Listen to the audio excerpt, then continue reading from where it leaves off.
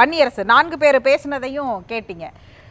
அதிமுக நாங்கள் இன்னைக்கு கூட்டணியில் இருக்கோங்கிறதுக்காக எங்களுக்கு நீங்கள் நிபந்தனையெல்லாம் வைக்க முடியுமா? நீங்கள் நிபந்தனை வச்சுக்கிட்டு தான் காங்கிரஸோட கூட்டணி வச்சிருக்கீங்களான்னு ஒரு கேள்வியை வைக்கிறாரு ஸ்ரீனிவாசன். இல்லை, அதாவது விடுதலை சிறுத்தைகள் 90களில் தொடங்கப்பட்ட ஒரு பேர் இயக்கம். சாதி ஒழிப்பே மக்கள் விடுதலை, இதுதான் விடுதலை சிறுத்தைகளுடைய முழக்கம். ஒரு 10 ஆண்டுகள் தேர்தலை புறக்கணித்த இயக்கம். தேர்தல் புறக்கணிப்பு காலத்தில் கச்சத்தீவு மீட்பு குறித்து நாங்கள் போராடி இருக்கிறோம். அப்போ வாக்குகள்லாம் நாங்கள் கேட்கல. முல்லை பெரியாறு குறித்து நாங்கள் பேசியிருக்கிறோம். காவிரி பிரச்சனை பேசியிருக்கிறோம். ஈழ விடுதலை தொடர்பாக விடுதலை சிறுத்தைகள் பேசியிருக்கிறோம் கடந்த 10 ஆண்டுகளில். இப்போ இன்றைக்கி விடுதலை சிறுத்தைகள் 4 சட்டமன்ற உறுப்பினர்கள், 2 நாடாளுமன்ற உறுப்பினர்கள் இருக்கிறோம். இதை தாண்டி தமிழ்நாட்டை தாண்டி கேரளா, கர்நாடகா, மகாராஷ்டிரா, ஆந்திரா, தெலுங்கானா அப்படிங்கிற கட்சி விரிவுபடுத்தப்பட்டிருக்கு. முழுக்க முழுக்க விடுதலை சிறுத்தைகள் தமிழ்நாட்டு உரிமை தொடர்பாக மட்டும்தான் இந்த களத்தில் நாங்கள் நின்றுக்கிட்டு இருக்கிறோம். ஆளுநருக்கு எதிரான போராட்டமாக முன்னணியில் நிற்போம். இருமொழி கொள்கைனா அதில் நாங்கள் உறுதியாக இருக்கிறோம். மாநில சுயாட்சினா அதில் விடுதலை சிறுத்தைகள் உறுதியாக இருக்கிறோம். ஒரு இந்த சமூகத்தில் தான் பிறந்திருக்கிறாரு அப்படிங்கிறதுனாலேயே அந்த கட்சியை, விடுதலை சிறுத்தைகள் கட்சியை வட மாநிலத்தில் மட்டும் இருக்கிற ஒரு பறையர் கட்சி அப்படிங்கிறத மரியாதைக்குரிய அண்ணன் ரவீந்திரன் துரைசாமி தொடர்ந்து அதை ஒரு சாதி புத்தியோட பேசுவது அப்படிங்கிறது இழிவுபடுத்துவதாக தான் நான் பார்க்குறேன். ஏன்னா நான் அவர் இருக்கிற விவாதத்திலே நான் பலமுறை சொல்லியிருக்கிறேன், இந்த மாதிரி பேசாதீங்க. சீமான் இருக்காருன்னா சீமான் கட்சி நாடார் கட்சின்னு சொல்ல முடியாது. விஜய்னா விஜயை அந்த கட்சின்னு சொல்ல முடியாது, அந்த சாதி கட்சின்னு சொல்ல முடியாது. எடப்பாடியை கவுண்டர் கட்சின்னு நீங்கள் சொல்ல முடியாது. ஆனால் ஒரு பொதுமக்களுக்காக பொதுத்தளத்தில் எப்போதும் நின்று சமரசம் இல்லாமல் 24 மணி நேரம் உழைக்கிற ஒரு கட்சி, ஒரு தலைவரை தொடர்ச்சி இப்படி அவமானப்படுத்துறது அப்படிங்கிறது கூடாது. அப்படிங்கிறது நான் தாழ்மையோடு தான் கேட்குறேன், அண்ணன்கிட்ட உரிமையோடு தான் கேட்குறேன். இனிமேல் இந்த மாதிரியான அது உங்களுக்கான உரிமை அப்படிங்கிறது நீங்கள் சாதி நுட்பத்தோடு நீங்கள் எல்லாரையும் பார்க்குறீங்க அப்படின்னா அது உங்களை சார்ந்தது. நாங்கள் அதெல்லாம் தாண்டி நிற்கிறோம். இன்றைக்கி எங்கள் கட்சியினுடைய சட்டமன்ற உறுப்பினர் பாலாஜி இருக்காருன்னா அவர் எங்கே இருக்கிறாரு? அவர் எந்த சமூகம்? ஆளூர் சானவாஸ் வட மாவட்டத்தில் ஜெயிச்சிருக்கிறார், அவர் எந்த மாவட்டத்தில் ஜெயிச்சிருக்கிறாரு? இது நான் வருத்தத்தோட பதிவு பண்ணுறேன். நான் அண்ணன் மேலே எனக்கு உரிமை இருக்குது. நான் வருத்தம் அப்படிங்கிறது மட்டும்தான் ஆரோக்கியமாக சொல்கிறீங்க. அதனால் அதை மட்டும் நான் ஒரு உரிமையோடு தான் நான் பேசிக்கிறேன். நான் இப்போ இன்றைக்கி சட்டப்பேரவையில் முதல்வர் அவர் சொன்னதுக்காக நான் சொல்கிறேன். முதலமைச்சர் பேசின பேச்சில் ரொம்ப தெளிவாக முதலமைச்சர் ஒரு செய்தியை சொல்கிறார். என்ன செய்தி சொல்கிறாருன்னா, நீட் விலக்கு கொண்டு வருவோம் என வாக்குறுதி கொடுத்தது உண்மைதான். அவர் தன்னை ஒத்துக்கிறாரு. கூட்டணி ஆட்சி அமைந்திருந்தால் செய்திருப்போம்.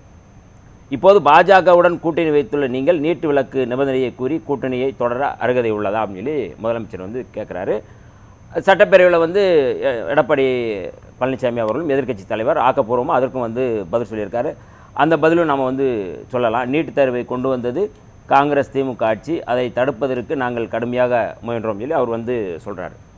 இதில் முதல்வர் சொல்கிற மிக முக்கியமான கண்டென்ட் அப்படிங்கிறது, கூட்டணி ஆட்சி வந்தால் நாங்கள் நீட் தேர்வை நாங்கள் ரத்து செய்வோம். அதுதான் அவர் சொன்னதில் மிக முக்கியமானது. மரியாதைக்குரிய ராகுல் காந்தி அவர்களும் நாங்கள் இந்தியா கூட்டணி ஆட்சிக்கு வந்தால் விரும்புகிற மாநிலங்களில் நீட் தேர்வை நாங்கள் விலக்கு கொடுப்போம். இது அவர் சொல்கிறது. இதுதான் ஒரு அக்ரிமெண்ட்டு. நீங்கள் மரியாதைக்குரிய எடப்பாடி பழனிசாமி அவர்கள் முழுக்க கடந்த முறை நீங்கள் கூட்டணியில் தான் இருந்தீங்க. 2021 நீங்கள் கூட்டணியில் இருந்தீங்க. 2021 நீங்கள் கூட்டணியில் இருக்கும்போது பாமகவோடு போடப்பட்ட ஒப்பந்தத்தில் நீங்கள் ஒரு சில அக்ரிமெண்ட்டை நீங்கள் போடுறீங்க. அதில் வன்னியர் சமுதாயத்துக்கு இடஒதுக்கீடு அப்படின்னு சொல்லி நீங்கள் பேசுகிறேன் இல்லையா? அதை நீங்கள் சரியாக நீங்கள் பண்ணியிருக்கிறீங்களா? அவசர கோலத்தில் அந்த வாக்குக்காக, அந்த மக்களுடைய வாக்குகளுக்காக ஒரு ஏமாற்றுவதற்காக நீங்கள் போடப்பட்ட ஒப்பந்தம் சொல்லி அன்றைக்கே சொல்லப்பட்டது.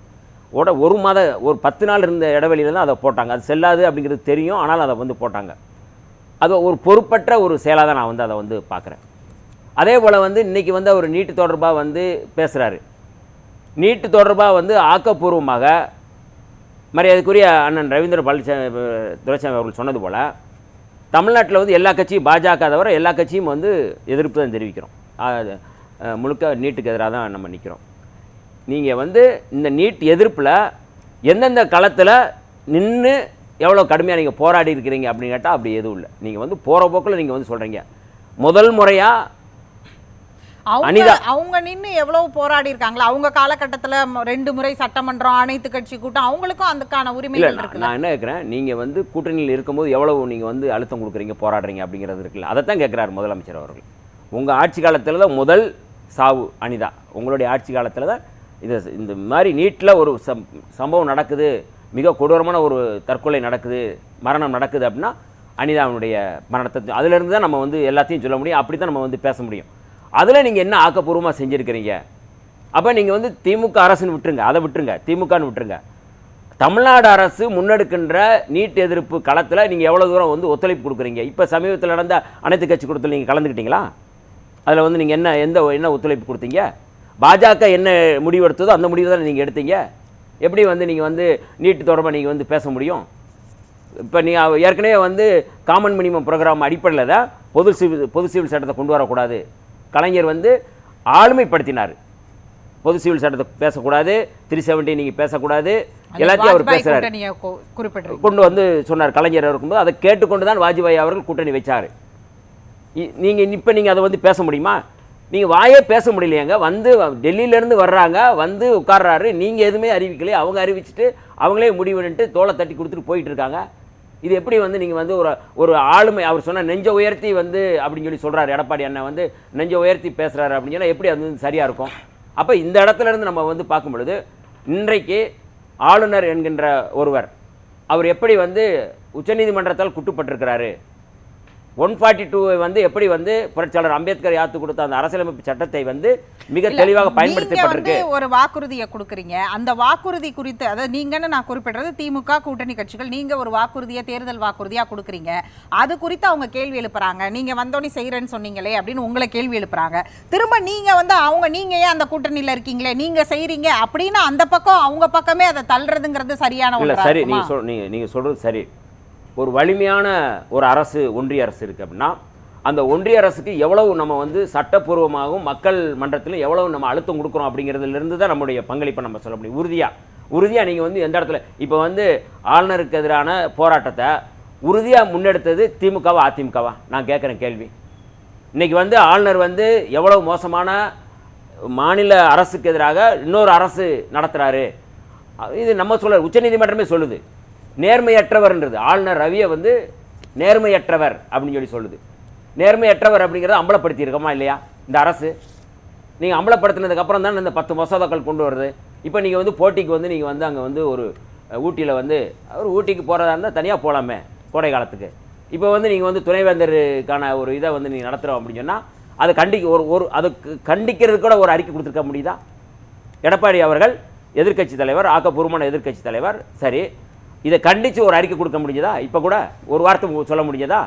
சட்டசபையில் பேச முடியுதா? அது குறித்து நீங்கள் வந்து விவாதிக்கிறதுக்கு சொல்ல முடியுதா? எதுவுமே இல்லையே. அப்போ நீங்கள் எப்படி வந்து மாநிலத்தினுடைய உரிமை, மாநிலத்தினுடைய வளர்ச்சி, தமிழ்நாட்டுக்கான இதை நீங்கள் எப்படி கொண்டு வருவீங்க? பாஜக நீட்டை ஆதரிக்கிற இல்லை நீட்டை திணிக்கின்ற ஒரு உறுதியான கட்சி. வக்பு வாரிய திருத்த சட்டம், நம்ம சுகுணா திவாகர் அவர்கள் சொன்னது போல் வக்பு வாரிய திருத்த சட்டம் முஸ்லீம்களுடைய சொத்துக்களை கொள்ளடிக்கிற ஒரு சட்டம். அந்த சட்டத்தை நீங்கள் நாடாளுமன்றத்தில் நீங்கள் வந்து நாங்கள் வாக்களிச்சிட்டோம்னு சொல்லிட்டு இங்கே வந்து அவங்களோட கூட்டணி வைப்பது எப்படி சரியாக இருக்கும்? இல்லை, அவங்க கூட்டணி வைக்கிறாங்கங்கிறதற்காகவே இது எல்லாத்துலேயும் அவங்களுடைய நிலைப்பாடை மாற்றிக்கிட்டாங்கன்னு அர்த்தமாயிடுமா? இல்லை, நான் என்ன கேட்குறேன், நிலைப்பாடை மாற்றிக்கலை அப்படின்னா எப்படி நீங்கள் வந்து அந்த உறவு வைக்க முடியும்னு நான் கேட்குறேன். வக்பு வாரிய திருத்த சட்டத்தில் உங்கள் நிலைப்பாடு கூடாது அப்படின்னு சொல்கிறீங்கல்ல, அதை அமல்படுத்துகின்ற, அதை நடைமுறைப்படுத்துகின்ற அந்த கட்சியோடு நீங்கள் கூட்டணி வைக்கிறீங்கல்ல, அதனால தான் எஸ்டிபிஐ உங்கள் கூட்டணியிலேருந்து வெளியே போணுச்சு. உங்களுக்கு சாதாரணம் தானே அதில்?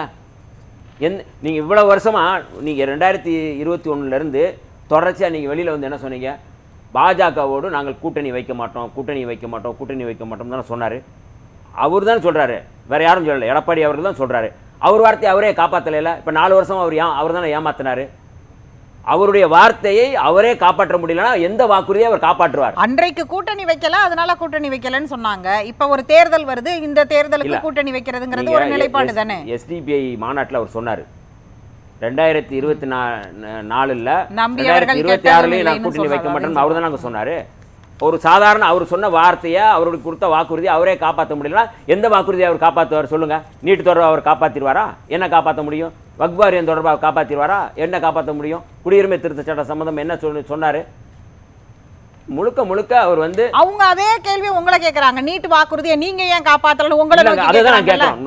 நீட் தொடர்பான ஆக்கப்பூர்வமான முன்னெடுப்புகளில் அதிமுக எந்த அளவில் ஒத்துழைப்பு கொடுத்துருக்கு அப்படிங்கிறது என்னுடைய கேள்வி. போராட்டம் நடத்தியிருக்கா இல்லையா? இவங்க சொல்கிறாங்க, கச்சத்தீவு பற்றி அண்ணன் பேசுகிறாரு. ஏன் 2016 சட்டப்பேரவையில் வந்து மரியாதைக்குரிய முதல்வர் ஜெயலலிதா அம்மையார் வந்து அன்றைக்கே சொன்னாங்கல்ல, நாங்கள் இந்த கச்சத்தீவை மீட்டு மீனவ மக்களுடைய உரிமைகளை நான் மீட்பேன்னு தானே சொன்னாங்க. அதுக்கடுத்து என்ன ஆணுச்சு? இது வந்து ஒரு ஒன்றை புரிந்து கொள்ள வேண்டும். முதல்ல வந்து ஒரு வலிமையான அரசை எதிர்த்து நம்ம வந்து போராடும்போது இன்றைக்கி நீதிமன்றத்தையே வந்து உச்சநீதிமன்றத்தையே வந்து அவர் வந்து ஜெகதீஷ் தன்கர் வந்து சாதாரணமாக வந்து 142 வந்து எடுக்கணும் அப்படின்னு சொல்லி பேசுகிறாரு. உச்சநீதிமன்றத்துடைய அதிகாரத்தை எடுக்கணுன்றாரு. அப்போ எப்படிப்பட்ட ஒரு மிக மோசமான ஒரு பாசிசத்தை எதிர்த்து நம்ம போராடுறோம், ஒரு சர்வாதிகாரத்தை எதிர்த்து நம்ம போராடும் போது இந்த போராட்டத்தில் வந்து உங்களுடைய ஆதரவு, உங்களுடைய வந்து ஒத்துழைப்பு, உங்களுடைய வந்து போராட்டம் எந்த அளவில் இருக்குது அப்படிங்கிற கேள்வி இருக்குல்ல, அதை நம்ம வந்து